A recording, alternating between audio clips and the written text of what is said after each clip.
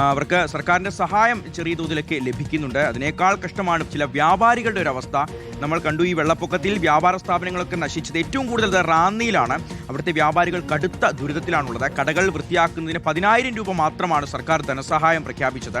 കോടികളുടെ നഷ്ടമാണ് റാന്നിയിൽ വ്യാപാര മേഖലയിൽ ഉണ്ടായിരിക്കുന്നത്. വെള്ളം കയറിയ വ്യാപാര സ്ഥാപനങ്ങൾ ഇതുവരെ തുറന്ന് പ്രവർത്തിപ്പിക്കാൻ കഴിഞ്ഞിട്ടില്ല. പ്രവീൺ പുരുഷോത്തമൻ നമുക്കൊപ്പം ചേരുകയാണ്. പ്രവീൺ, ആദ്യ ദിവസം മുതൽ റാന്നിയിലെ കച്ചവട സ്ഥാപനങ്ങൾ 500ഓളം കടകളെങ്ങാൻ നശിച്ചിട്ടുണ്ട് എന്നുള്ളതാണ്. നമ്മൾ പല ദൃശ്യങ്ങളും കണ്ടു.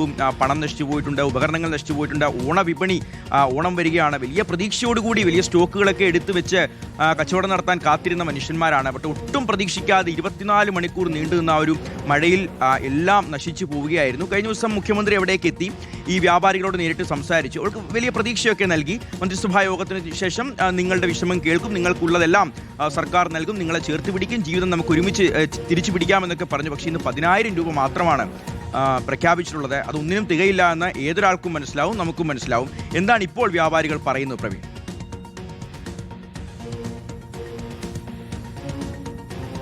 ഷിഹാസ്, ഓരോ വ്യാപാരിക്കും റാന്നിയിലേത് അത് വലിയ നഷ്ടമാണ് സംഭവിച്ചത്. ഒരു വ്യാപാര സ്ഥാപനം പോലും വെള്ളം കയറിയത് തുടങ്ങാൻ കഴിഞ്ഞിട്ടില്ല. നഷ്ടപരിഹാരം വേണം എന്ന് സർക്കാർ ആവശ്യപ്പെടുന്നു. ഇപ്പോൾ ഞാനൊരു ഉദാഹരണം കാണിച്ചു തരാം. ഇത് ഒരു കടയാണ്. ഈ കട പൂർണ്ണമായും വെള്ളം കയറി നശിച്ചതാണ്. ഇപ്പോൾ ഇവർ ഇത് വെയിൽ കൊണ്ട് ഇത് ഉണങ്ങാൻ വേണ്ടി വെച്ചിരിക്കുന്ന ഒരു ഉപകരണമാണ്. ഇത് അളവ് തൂക്കം നോക്കുന്നതിനുള്ള ഒരു ഉപകരണമാണ്. ഇതിന്റെ വില എത്രയാണ്? 25,000 രൂപ. ബില്ലിംഗ് മെഷീൻ ഉൾപ്പെടെയാണ്. ബില്ലിംഗ് മെഷീൻ ഉൾപ്പെടെയുള്ള അതായത് തൂക്കം നോക്കുന്നതിനുള്ള ഒരു മെഷീൻ, ബില്ലിംഗ് മെഷീൻ ഉൾപ്പെടെയുള്ളതിന് 25,000 രൂപയാണ്. ഇതിനകത്തുള്ള സാധന സാമഗ്രികളെല്ലാം നശിച്ചു പോയി. ഇവർക്ക് താഴെ ഒരു ഗോഡൌൺ ഉണ്ട്. അവിടെ ലക്ഷക്കണക്കിന് രൂപയുടെ സാധനങ്ങളാണ് സ്റ്റോക്ക് ചെയ്തിരുന്നത്. അത് പൂർണ്ണമായും വെള്ളം കയറി.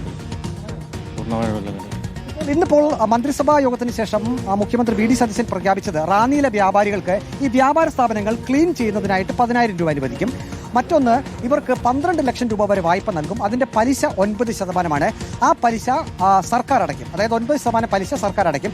അല്ലെങ്കിൽ പരമാവധി 3 ലക്ഷം രൂപ. ഇപ്പോൾ നമുക്കൊരു കട കാണാം. ആ കടയിൽ ഒരു ഉപകരണം ഇരിക്കുന്നത് കാണാം.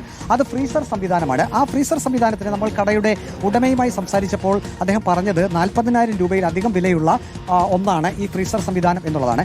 അപ്പോൾ ഈ വ്യാപാരികൾക്ക് 3 ലക്ഷം രൂപ വരെ നഷ്ടപരിഹാരം നൽകുമെന്ന് സർക്കാർ പറയുന്നു. അത് നഷ്ടത്തിന്റെ തോതനുസരിച്ചാണ്.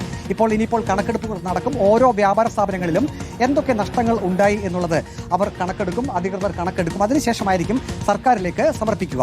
അപ്പോൾ അങ്ങനെ വരുമ്പോൾ ഒന്നുകില്ലെങ്കിൽ 12 ലക്ഷം രൂപ ഇവർക്ക് വായ്പ എടുക്കാം. അതിന്റെ 9% പലിശ സർക്കാർ അടയ്ക്കും. അല്ലെങ്കിൽ പരമാവധി 3 ലക്ഷം രൂപ.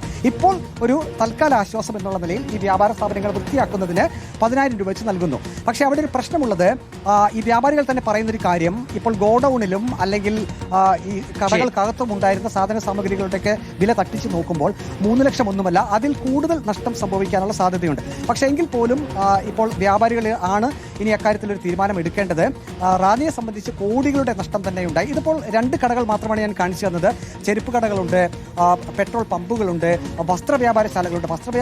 ഇതുപോലെ 100 കണക്കിന് കടകളാണ്, വ്യാപാരികളാണ്. വലിയ നഷ്ടമാണ് അവർക്ക് ഉണ്ടായിട്ടുള്ളത്. കോടിക്കണക്കിന് രൂപയുടെ നഷ്ടമാണ്. ഇതിപ്പോൾ റാന്നിയിലെ മാത്രം കാഴ്ചയാണ്. ഇതുപോലെ കോട്ടയം ജില്ലയിലെ ഈരാറ്റുപേട്ട ഉൾപ്പെടെ ഇടുക്കിയിലെയും എറണാകുളത്തെയും മറ്റ് വടക്കൻ ജില്ലകളിലെയും ഒക്കെ ഒരുപാട് വ്യാപാരികൾക്ക് ഇത്തരത്തിൽ നഷ്ടമുണ്ടായിട്ടുണ്ട്. ഈ 10,000 രൂപ എന്ന് പറയുന്ന അവർക്ക് ഒന്നിനും തികയില്ല. അവർ ഒരു തരത്തിലും തൃപ്തരാവുകയുമില്ല. അവരുടെ പ്രശ്നം പരിഹരിക്കാൻ കഴിയുമില്ല. പക്ഷേ കഴിയുന്ന തരത്തിലെല്ലാം സർക്കാർ ഈ വ്യാപാരികളെ ചേർത്ത് പിടിക്കുക എന്നുള്ളതാണ്. കാരണം ഓരോ ദുരിതം, ഓരോ പ്രളയം വരുമ്പോഴും ഈ നാടിനെ തിരിച്ചു കൊണ്ടുവരാൻ ഏറ്റവും കൂടുതൽ അകമഴിഞ്ഞ് സഹായിക്കുന്നത് നമ്മുടെ വ്യാപാരി സുഹൃത്തുക്കളാണ്. അത് നമുക്കറിയാവുന്നതാണ്. അപ്പോൾ അവർക്കൊരു ദുരിതം വരുമ്പോൾ, അവർക്കൊരു പ്രശ്നം വരുമ്പോൾ ചേർത്ത് പിടിക്കേണ്ടത് സർക്കാരുകളാണ്.